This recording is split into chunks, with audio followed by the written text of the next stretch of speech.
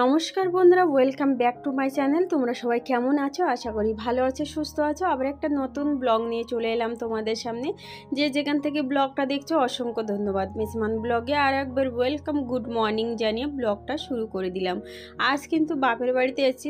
আগের ব্লগ তোমাদের দিয়েছিলাম ছোট ননদের বাড়ি, তারপরে দিয়েছি আমার সিলভার প্লে বাটন এসে গেছে। তার কারণ সিলভার প্লে বাটন এসে গেছে, সেটা সময় মতো না দিলে কিন্তু একটা খারাপ লাগে। আর এই যে ব্লগ ভিডিও যদি একটু দেরি হয় তাহলে হয়তো সবাই তোমরা অ্যাডজাস্ট করে নিতে পারবে আশা করি। সেই জন্য, কারণ আমার এই যে ব্লগগুলো সব কিন্তু আমার গ্রামের ব্লগ, কারণ আমি সময় মতো দিতে পারিনি, কারণ আমার নেটওয়ার্ক ছিল না, মানে কারেন্টের ভোল্টেজ ছিল না যে ফোনটা চার্জ ভালোভাবে দিয়ে ফোনটা চালাবো, এরকম পজিশানে ছিল। তো যাই করে ভিডিওটা করে রেখেছিলাম, কিন্তু এডিটিং করে দেওয়ার সময় পাইনি। তো যেগুলো 1 লাখ কমপ্লিট হয়ে গেছিলো সেটা সেলিব্রেশনটা তোমাদের আগে দিয়ে দিয়েছি। সিলভার প্লে বাটন এসে সেটাও তোমাদের আগে দিয়ে দিয়েছি। এবার হচ্ছে আমি ছোট ননদের বাড়ির পরের পার্টটা হচ্ছে আমি যখন বাপের বাড়ি এসেছি সকাল থেকে কিন্তু এই ব্লগটা। এবার সকালবেলা থেকে বাপের বাড়ির কাজবাজ সেরে কিন্তু আমি যাব ছোট নদীদের বাড়ি। আর মা কিন্তু আজ অসুস্থ, তোমাদের আগের ব্লগে বলে এসেছি। আজ তোমাদের একটু প্রমাণ দেখিয়ে দেবো যে মা কতটা অসুস্থ হয়ে পড়েছে। তো সকালেই কিন্তু মা যেহেতু কাজবাজ করতে পারছে না, সেই কারণে মায়ের বাড়ি সব কাজ বাজ সেরে তারপরেই কিন্তু আমি যাব বড় নদীদের বাড়ি। তো পুরো ভিডিওটা দেখতে থাকো, আশা করি তোমাদের অনেক অনেক ভালো লাগবে। সকালে উঠেই দেখো ঝাড়ুটা করে নিয়েছি। 2 দিন ধরে মা ঝাড়ু করতে পারিনি, কারণ মায়ের কোমরের এত পরিমাণে অবস্থা খারাপ যে একটু হাঁটতেও পারছে না।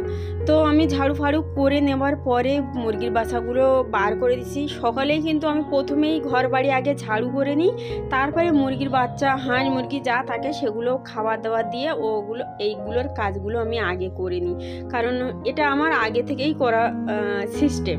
বাপের বাড়ির কোন কাজটা আগে করলে আমার তাড়াতাড়ি হয়ে যাবে, কারণ কি বলো তো, বাপের বাড়িটা অনেক বড়, আর সব কাজ করতে করতে সকাল থেকে বিকাল কখন হয়ে যায় আমি নিজেই বুঝতে পারি না। সেই জন্য ভাবি যে কোন কাজটা আগে করব। তো মুরগি বাচ্চা ঢেকে দিয়েছি। এবার দেখো মায়ের অবস্থাটা তোমরা দেখে নাও, চলছে সেটা তোমরা দেখতে পাবে। এই যে প্রথম স্টেপ, আগে হাত পা যন্ত্রণা, তারপরে এই হাত পা যেটা মনে হচ্ছে প্যারালাইসের মতো অবস্থা হয়ে গেছে। তো মা একটু সকালে হাঁটতে পারছে না, তাও জোর করে হাঁটছে যেন একটু ভালো হয়ে যায়। তো তোমরা একটু খেয়াল করো যে মা কি করে হাঁটছে, সোজা মানুষ কিভাবে হাঁটছে তোমরা একটু দেখে নাও। বন্ধুরা, তোমরা একটু প্রে করো ঠাকুরের কাছে যেন আমার মা সুস্থ হয়ে ওঠে। আমি তো ঈশ্বরের কাছে প্রার্থনা করেছি, তোমরা যেন একটু করো যাতে আমার মা একটু সুস্থ হয়ে যায়।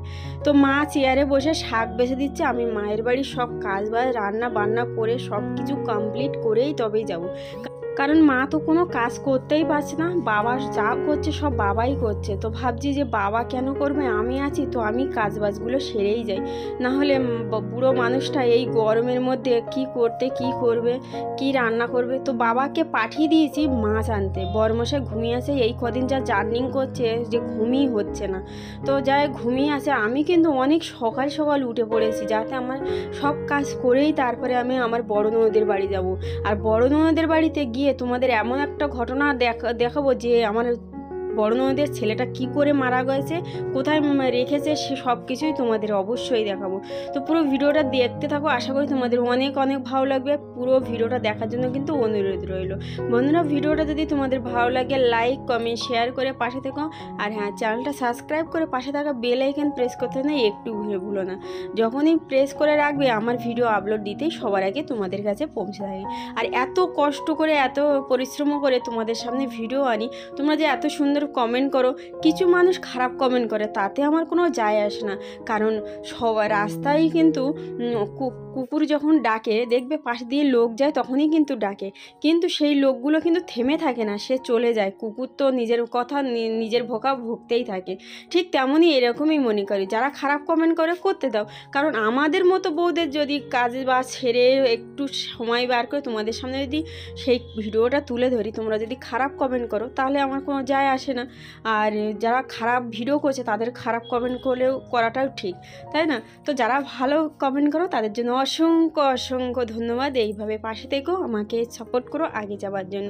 এই দেখো রান্না বান্না ধীরে ধীরে করে নিলাম। বাবা নিয়ে এসেছিলো কাটাপোনা দিয়ে কুমড়ো দিয়ে ডাঁটা দিয়ে রান্না করেছিলাম, আর করেছি শাক।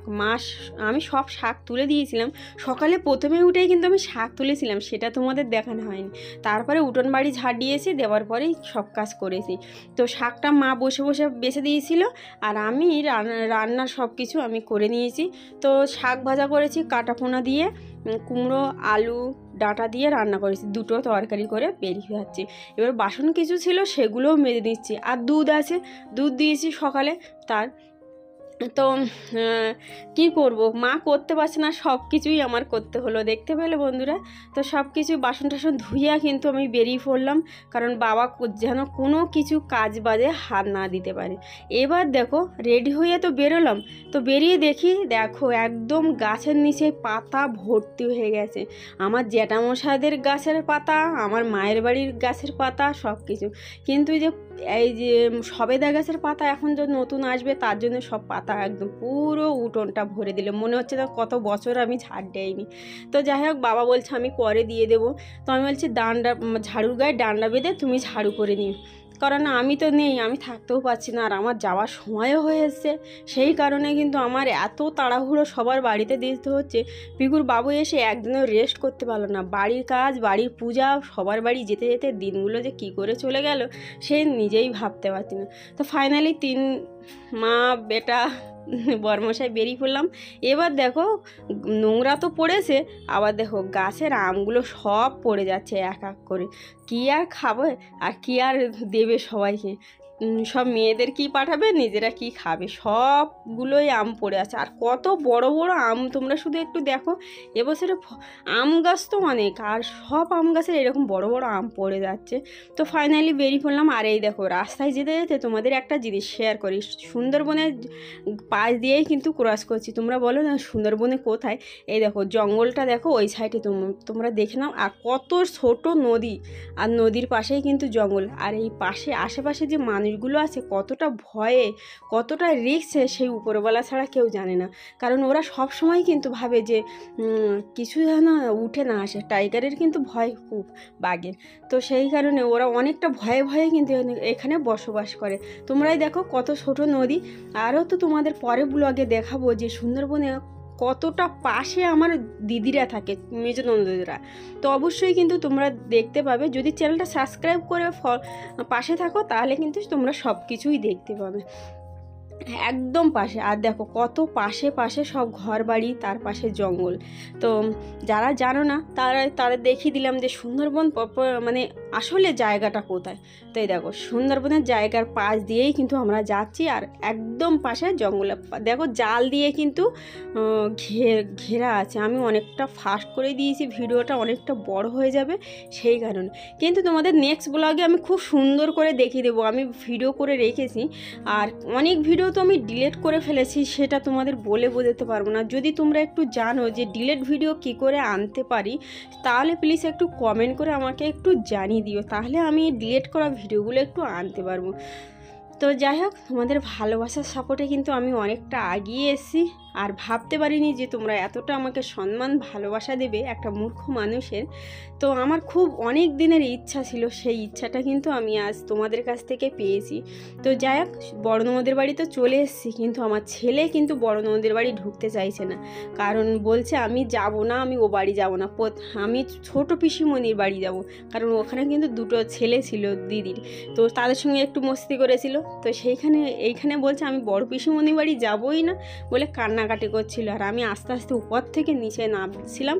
এটা হচ্ছে আমার দিদির মেয়ের মেয়ে, আর ওই যে দেখতে পাচ্ছ, তোমাদের ভালো করে দেখাতে পারিনি, ওটা হচ্ছে দিদির মেয়ে। আর এই হচ্ছে আমার বড় জামাইবাবু। আর আমরা এসছি বলে দেখো মাছ তুলেছে কতটা, দেখো এতটা মাছ কিন্তু নেব না, আর এত মাছ দেখে তো আমার হয়েই গেছে। আমি বলছি বাপরে খাবো কি, দেখেই তো শান্তি। তো দেখো কত পরিমাণে মাছ, দেখতেই পাচ্ছ পুরো জাল কিন্তু ভরে পড়েছে। আমি দিকে শান্তি হবে, খাওয়ার দরকার নেই।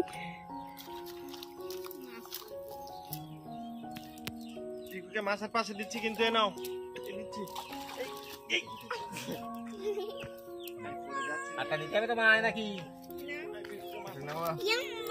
রূপচাঁদটা না রূপচাঁদ একটু একটু মানে না বড় হয় না রূপচাঁদ না জামানে মাছের পাশে দেবো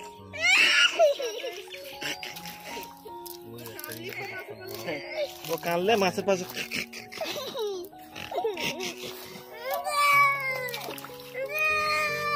কোলে দাঁড়া আমি কোলে নিয়ে দিচ্ছি যা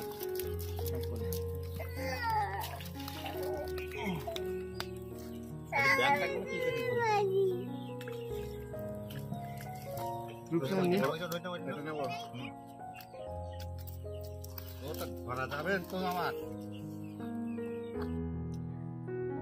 তো ওদিকে তো মাছ মারা চলছে, রান্নাবান্নাও চলছে। এবার তোমাদের দেখিয়ে দিই যে দিদির বাড়ি কিছু কিছু জিনিস তোমাদের দেখাবো, বেশি কিছু দেখাতে পারবো না, অনেকটা বড় ভিডিও হয়ে যাবে। এটা হচ্ছে বড় নদের পুরো বাগান, মাঠের পাশে জমি তো, আর দেখো কতটা জায়গা পরিমাণে করে চাষবাস করেছে। আর এখানে কি নেই, যা সবজি চাইবে সব কিছুই এখানে পাবে, পটল মূলো আলু থেকে সব কিছুই পাবে। আর এদিকে সূর্যমুখী চাষ, কতটা জায়গায় চাষ করেছে বলো তো। আর দিদি একটা লাউ নিয়ে এসছে, লাউ বানাবে। তো আমি বলছি দিদি দেখাও, তো ও হেসে পাগল হয়ে যাচ্ছে, দিদি যে তুই বাগান দিকে দেখা, আমার লাউয়ের দিকে কেন ক্যামেরা করছিস, এই জন্য ভীষণ একটা হাসিও করে নিলাম। আর এদিকে হচ্ছে সূর্যমুখী গাছ, আমি বলছি একটু ভিডিও করো না, অনেক বছর হয়ে গেছে, মানে 16-17 বছর হয়ে গেছে এরকম একটা বাগানে আমি অনেক দিন ঢুকিনি। তো তুমি একটু ভিডিও করো, আমি একটু ভিডিও করি। তো যাই হোক, ওদিকে একটু ভিডিও করে তোমাদের দেখালাম সূর্যমুখী গাছটা। এদিকে হচ্ছে দিদি রান্না করছে। এবার দিদিদের রান্নাঘরও আছে ভেতরে, বাইরে, এটা গরমের সময় বাইরে রান্না করে। আর দিদির অবস্থাটা তোমরা দেখো, একদম পাগল পাগল ভাব। কেন পাগল পাগল ভাব সেটাও তোমাদের বলবো। দিদির ছেলেটা মারা যাওয়ার পরেই কিন্তু এই অবস্থা হয়ে গেছে। আর এই রাস্তাধারে এই ঘরটা করছে উঁচু, কতটা উঁচু তোমরা একটু দেখে নাও। এই উঁচু জায়গায় বাইক রাখে, ধান ভাঙা মেশিন রাখে, গাড়ি রাখে, জমি চাষ করা মেশিন, সব কিছুই কিন্তু এই ঘরটায় রাখবে বলে সেই জন্য বানাচ্ছে জামাইবাবু। এ হচ্ছে জামাইবাবু। আর বড় ননদ দেখলে লাউ নিয়ে দাঁড়িয়ে আছে, ওটা হচ্ছে বড় ননদ। আর পেছন দিক থেকে পরে ক্যামেরা করলাম, ওটা দেখতে পেলে না। তো বড় জামাইবাবু বড়দিকে তোমাদের দেখিয়ে দিলাম। খেয়ে দিয়ে বিকাল হয়ে গেছে। এবারে ভাবলাম যে ছেলে মারা গেছে সেখানটা তোমাদের দেখাই। আর ওয়েদারটা একদম অন্ধকার হয়ে আছে, বৃষ্টি নামবে মনে হচ্ছে। তো চলো, যেরকম গরম পড়ছে যে সহ্য করা যাচ্ছে না। দিদির বাড়ি কিন্তু কিছুই করিনি, একদম অনেক লাস্টে এসেছি, তো খাওয়া দাওয়া করার সময় প্রায় এসেছি, সেই জন্য আর কিছু করতে হলো না, নাহলে সব জায়গায় গিয়ে আমার সব কিছু করতে হয়। তো চলো তোমাদের দেখাই যে দিদির ছেলেটা কোথায় রেখেছে। হ্যাঁ, দিদির ছেলেটা কি করে মারা গেছে এবার তোমাদের বলি। দিদির ছেলে হয় 27 থেকে 28 বছর বয়স, একদম পাক্কা বিয়ের লেভেলে, বিয়ে করার বয়স। তো ও বাইরে কাজ বাজ করতে, বেশি দূরেও না, বাড়ি থেকে 3-4 ঘন্টার দূর এরকম। সেখানে গিয়ে কাজ বাজ করতে গিয়ে ঠিক দুর্গাপূজার বিজয়ের পরের দিন উপরে কারেন্টের কাজ করছিল। এবার কারেন্টের কাজ করতে গিয়ে ওখানে কারেন্টের শক লেগে মারা গেছে। দেখো দিদির ছেলে এখানে, এই তার ঠাকুরদা ওই সাইডে, আর ও। তো এই জন্য কিন্তু দিদি জামাইবাবু পাগল মতো হয়ে গেছে। দিদি তো একদম পাগল মতো হয়ে গেছে। কি বলবো তোমাদের, যে একটা ছেলে একটা মেয়ে, ছেলেটা বড় ছিল, ছেলেটা যখন কারোর কোনো সন্তান যখন মারা যায় সেই একমাত্র বুঝতে পারে যে কতটা দুঃখ, কতটা কষ্ট। তো আজকের মতো ব্লগটা এই পর্যন্ত। আমার ব্লগটা তোমাদের কেমন লাগলো প্লিজ কমেন্ট করে জানিও, আর একটা লাইক কমেন্ট শেয়ার করতে না একটু ভুলো না। আজকের মতো ব্লগটা এই পর্যন্ত। টাটা, বাই বাই, ভালো থেকো, সুস্থ থেকো, দেখাবার একটা নতুন ব্লগে।